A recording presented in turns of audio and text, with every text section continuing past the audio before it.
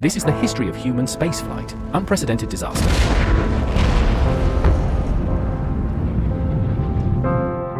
1986, Space Shuttle Challenger, launched in Florida, USA. But just 73 seconds after launch, Challenger suddenly disintegrates in mid-air. All 7 astronauts on board died. The loud noise caused by the explosion made the crowd watching below commotion. Then they realized, witness a catastrophe yourself.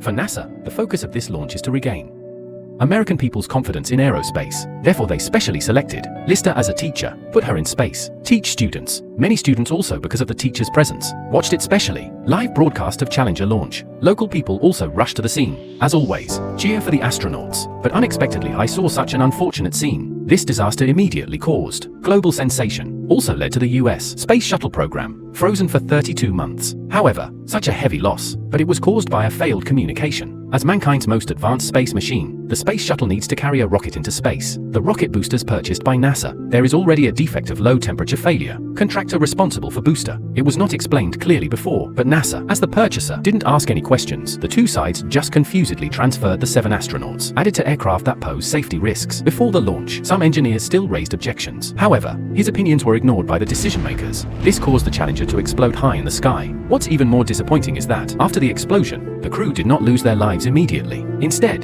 the ship entered a state of free fall. They can only watch helplessly as death approaches, even opened the airbag for escape. However, the warehouse has already put pressure on. Under instantaneous pressure exceeding 200 G, they just died unfortunately. In other words, they descended from an altitude of 10,000 meters, smashed alive on the sea.